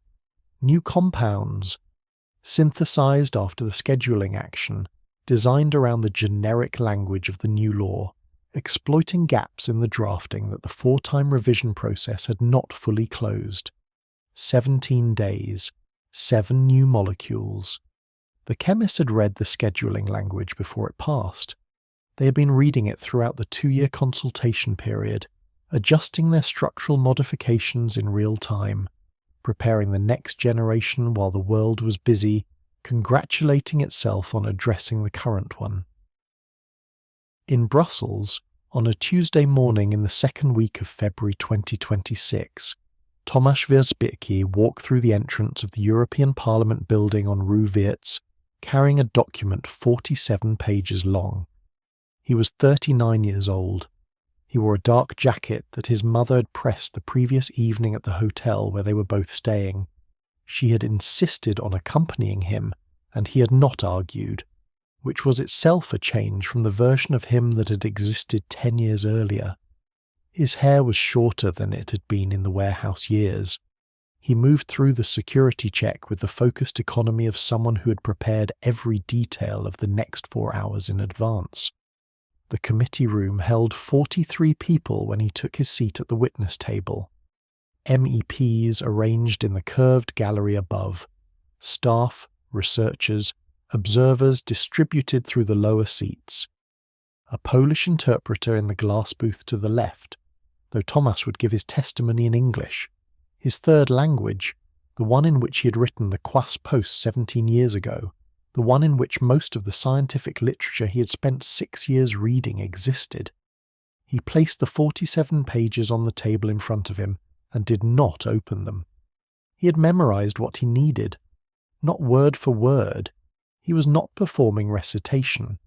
He had internalized the structure, the numbers, the sequence of events, the way a chemist internalizes a reaction pathway, not as a series of memorized steps, but as a logical inevitability, each stage flowing from the previous one by the laws of the system. What he presented to the committee over the following 90 minutes was not a personal testimony in the emotional register that word implies. It was a forensic account. He began with the 2003 forum post and moved forward through time, placing each development, the Israeli vendors, the British retail market, the government's November 2008 internal email, the removal of Dr. Ramsey, the Chinese manufacturing infrastructure, the 61-day replacement cycle, the EMCDDA/WHO report conclusion, the waiting list of 31 people at Nowa Droga, in sequence, each connected to the next by cause and effect, nothing asserted without a source. He spent 11 minutes on the 7 new compounds identified since the ban. He did not editorialize. He did not use the word failure. He presented the early warning system data, the timeline, the structural analysis of how the new compounds related to the scheduling language, and left the committee to draw the inference that the numbers made unavoidable. Several members were writing when he finished. One was not. She was sitting very still, looking at him, with the expression of someone who has just understood something they'd been told before, but not previously believed. Doctor. Ramsey was in the observer seats, 3rd row, left side. She had submitted her own written evidence to the committee the previous week, a formal academic document, 60 pages, peer-reviewed data, the accumulated record of 15 years of research. She had not been invited to give oral testimony. Tomáš had. She had written him a message the night before, brief, factual, noting one data point she thought he should include, and wishing him clarity in the room. He had included the data point. It was on page 31 of the 47 pages. In Łódź, on the same Tuesday morning, a woman named Agata Kowalczyk was beginning a day shift at a hospital, where she had worked as a registered nurse for 9 years. She had read about the February 2026 hearing in a Polish newspaper the previous weekend, a short article, 4 paragraphs, mentioning that a Polish harm reduction advocate would be testifying before the European Parliament about the cathinone ban. The article named Tomáš. It didn't name her. She had never spoken publicly about the night in Leeds in February 2010. Not from shame, exactly, and not from indifference, but from a combination of privacy and the specific reluctance of someone who has processed an experience and integrated it, and prefers it to remain internal. She had returned to university after the hospital stay. She had qualified as a nurse in 2014. She worked in a general medical ward, and in the course of 9 years of nursing she'd treated several patients with synthetic cathinone presentations, recognised them immediately from the pharmacology she'd made a point of learning, had known what she was treating when the doctors sometimes didn't, had been quietly and efficiently useful in those moments in ways she never explained. She had decided the previous week to do one thing. A journalist from a Polish newspaper had contacted her in January 2026. She didn't know how they had found her, someone from the Leeds network probably, a mutual contact, asking if she would give a statement about her experience in 2010 in the context of the global ban. She had declined twice. Then she had accepted with conditions, written statement only, no photograph, no disclosure of her current workplace. The statement was 4 sentences long. It was published on the same day as the Brussels hearing. She had not known the timing when she agreed to it. The newspaper had coordinated the publication with the parliamentary session, a decision she was informed of only the night before. She read the published piece on her phone during her lunch break, sitting in a staff room that smelled of coffee and disinfectant. Her 4 sentences appeared in the 15th paragraph. She had written that she didn't know what she had taken that night, that nobody told her, that the bag said plant food, that she had since learned enough to understand the full distance between those words on a label and what the label was covering, and that the distance was not accidental. 4 sentences. The journalist had not altered a word. In the committee room in Brussels, Tomasz answered questions for 35 minutes after his prepared testimony. The questions came from 7 different MEPs, in 5 different languages, and covered ground ranging from the technical adequacy of the generic scheduling language to the funding situation for harm reduction services in Eastern Europe. He answered each one with the same quality of attention, direct, specific, without deflection, without the political hedging that characterised most testimony in that room. The last question came from an MEP representing a Scandinavian country, and it was the simplest one asked all morning. She wanted to know, given everything he had described, what he believed should have happened differently, not in 2026, not in 2019, but in 2010, at the moment when the first major legislative response was made. Tomasz was quiet for 3 seconds. Then he gave an answer that occupied 1 minute and 40 seconds of the official record. He said that the 2010 ban had been enacted as though the problem were the molecule, when the problem was the gap. The regulatory gap, the treatment gap, the information gap, and that closing a gap required building something to fill it, not just closing the opening. He said that every compound that had followed Mephedrone had travelled through the same gaps, enlarged by the same pattern of response. He said that the 7 new compounds currently circulating outside the scheduling framework were not evidence of the ban's failure. They were evidence that the ban had been designed to address the visible surface of a problem whose roots had never been examined. He picked up his 47 pages and squared them against the table edge. The room was quiet in a way that rooms in parliamentary buildings rarely are. Outside on the Rue Verte, it was raining. The kind of grey February rain that arrives without drama and stays without apology. Persistent, directionless. The same rain that had been falling over Brussels and Krakow and Leeds and Wuhan for as long as any of this had been happening. Indifferent to the hearings and the bans and the waiting rooms and the hospital corridors and the forum posts and the small precise notebook entries and the labels on bags that said one thing and contained another. The committee session closed at 12:47 p.m. Tomasz walked out of the building and called his mother. The call lasted 14 minutes, longer than any of the Sunder calls from the Podgore's apartment, longer than most of their calls in the preceding decade. He stood on the pavement with the rain coming down and talked to her about the hearing and about what the MEP had asked and about what he had answered. She listened. She asked one question at the end that had nothing to do with policy or pharmacology. She asked whether he had eaten breakfast that morning. He had. He told her so. She said good. In 31 countries, laboratory technicians were logging the 7 new compounds into the early warning system database. Each entry required a structural diagram, a sample source, a date of identification, and a field for scheduling status. For all 7, that field contained the same 2 words, not scheduled. The form had a text box for additional notes.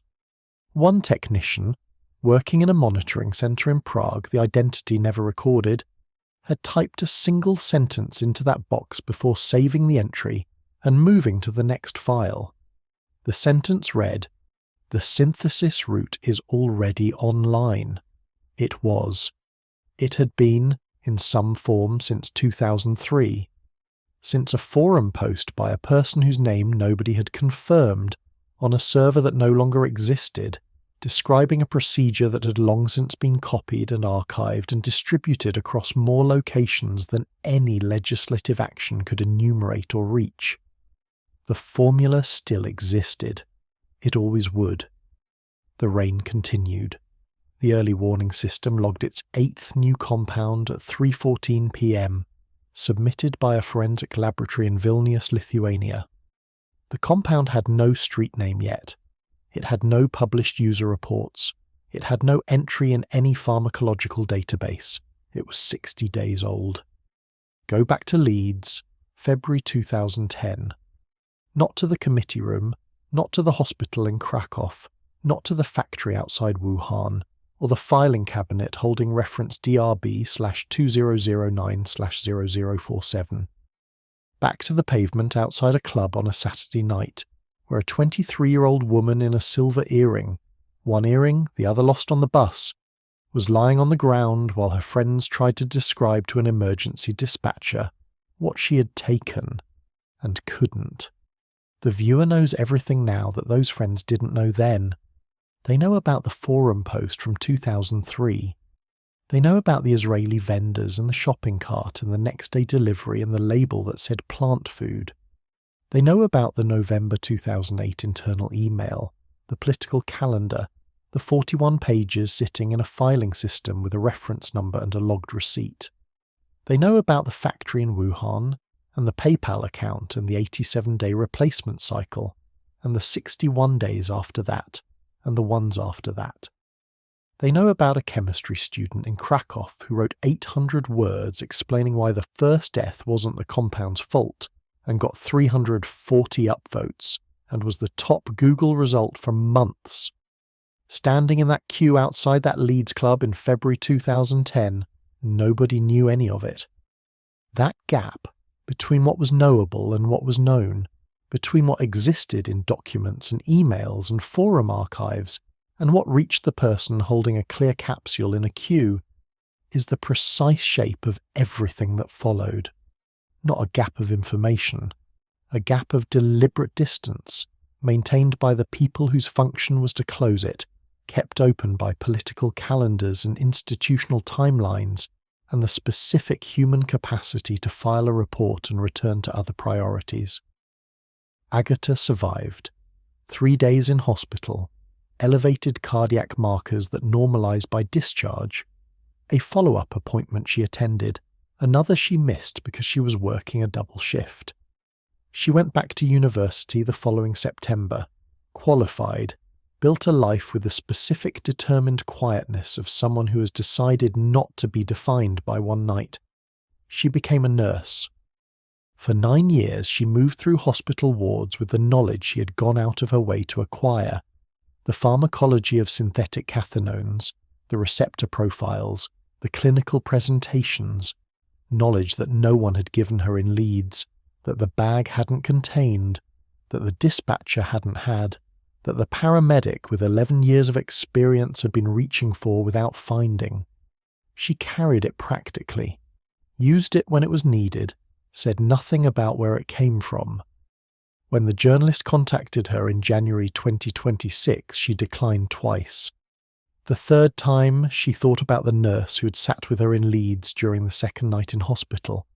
A woman she couldn't fully remember now, the face gone, only the quality of the presence remaining, the sense of someone who stayed past the moment when staying was required.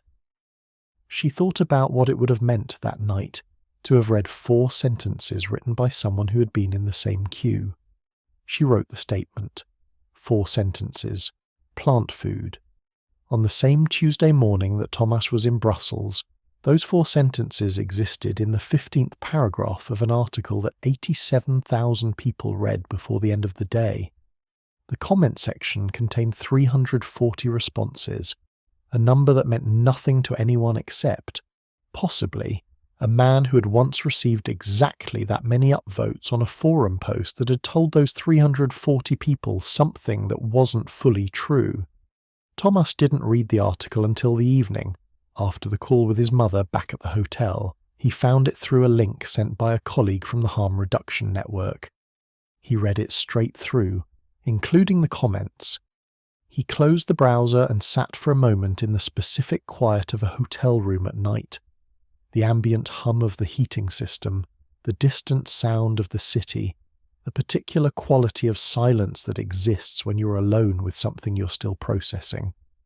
Then he opened his laptop and continued working, not on a new document. He returned to the 47 pages, the testimony he had already given, and began annotating it for the written submission that the committee had requested within 30 days. The annotation was methodical, cross-referencing each claim against its primary source, flagging areas where the data had been updated since he had written the section, inserting 3 new footnotes to account for early warning system entries logged after the document's completion date. One of the new footnotes referenced the 8th compound, logged in Vilnius at 3:14 p.m. He added a note beside it in the margin of his working copy, not for the committee submission, just for himself. The note said, "No street name yet." Then, below that, in smaller handwriting, "Give it a week." Here is what the story of Mephedrone actually is, assembled from all its parts. It is not a story about a dangerous drug. Dozens of dangerous drugs exist, and most of them follow a simpler arc: discovery, misuse, restriction, decline. Mephedrone's arc is different in kind, not just in scale, because mephedrone was the first compound to demonstrate, empirically, measurably, with a replicable data trail, that the standard legislative response to a new psychoactive substance did not interrupt the problem, it graduated it. Every compound that came after mephedrone, nephirone, MDPV, alpha-PVP, alpha-PHP, and the 130 others catalogued by 2018, and the 7 identified in the 17 days after the 2026 ban, and the 8th from Vilnius, and whatever comes after that, exists in the specific shape that the 2010 response created. Not because the ban caused the chemistry was already moving, but because the ban, enacted without treatment infrastructure, without generic scheduling, without the institutional willingness to hear the people who had predicted exactly this, compressed the market, contaminated the supply, drove the users into contact with more dangerous compounds, and signalled to every chemical designer watching that the replacement strategy worked. It worked because the law addressed molecules. The chemist worked on families. The ACMD had 2 members who understood this in 2010. They were removed. Dr. Fiona Ramsey's dissent had predicted the successor molecule cycle with enough specificity that her 2010 document and the 2019 EMCDDA/WHO report read, placed side by side as prediction and confirmation of the same argument. 15 years separated them. 15 years of compounds and crises and hospital waiting rooms and underfunded treatment facilities and emergency scheduling actions and press conferences, and a pattern that repeated with the regularity of a chemical reaction, running to its natural conclusion. She was in the observer seats at Brussels. She had not been invited to speak. Her written submission was in the committee's file. After the session closed, she walked out through the same entrance Tomasz had used, and stood briefly in the rain before her colleague arrived with an umbrella. She'd been presenting research on this subject for 15 years to audiences that range from undergraduate seminars to UN consultation panels. She'd been right about the core mechanism since before she was removed from the body that could have acted on it. She carried that record the way people carry things they have stopped needing to explain, fully integrated, no longer requiring external validation, simply present. She and Tomasz spoke briefly outside for perhaps 5 minutes.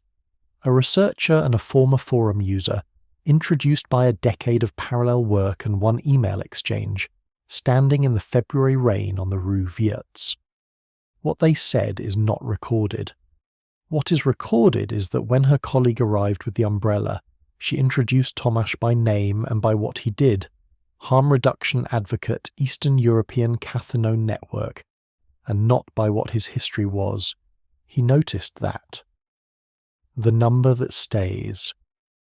Not 45, though 45 people died in Britain in 2010, and each of them was the axis of a universe of other people whose lives restructured permanently around that absence.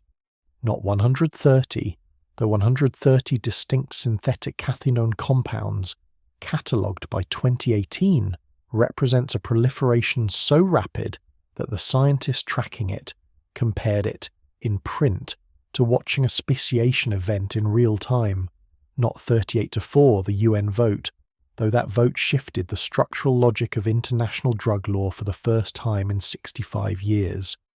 The number is 7. 7 new compounds in 17 days. 17 days after the largest coordinated drug control action in modern history. 7 molecules already synthesized, already distributed, already present in street samples before the press coverage of the ban had finished running. 7 formulas that existed because the scheduling language had been read, analysed, and worked around by people who had been following the consultation for 2 years and treating it as a specification rather than a prohibition. 7 in 17 days. The formula for Mephedrone first appeared publicly in 2003 on a forum that no longer exists, posted by a person whose name has never been confirmed. From that single post, the chain ran forward through Israeli vendors and Chinese factories, and British head shops and Polish warehouses, and Florida emergency rooms and UN committee rooms, and a plastic chair with a loose leg in a hospital waiting room in Krakow at 4 a.m, to 7 new molecules logged in the early warning system of a continent that had just finished congratulating itself on closing the loop. The loop is not closed. It was never designed to close. The molecule changes, the gap doesn't. In a laboratory that exists somewhere on this planet, the country unknown, the person unknown, the institutional affiliation unknown, a chemist is looking at the scheduling language that came into force on January 15th, 2026, and working out what it doesn't cover. This is not speculation. It is what the early warning system data shows has already happened. It is what the 61-day replacement cycle showed was happening between 2010 and 2016. It is what the 7 new compounds in 17 days show is still happening now. The chemist is not hiding. There may not be a law yet that requires hiding. Somewhere in Łódź, Agata Kowalczyk is finishing a shift that began at 7 a.m. She checks her phone on the way out, the article, the comments, the 87,000 reads. She puts the phone in her pocket and walks to her car in the hospital car park. The rain has stopped.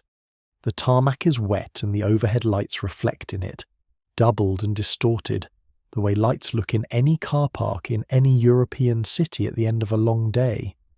She drives home. In a hotel room in Brussels, Tomasz closes his laptop at 11:43 p.m, having finished the annotation.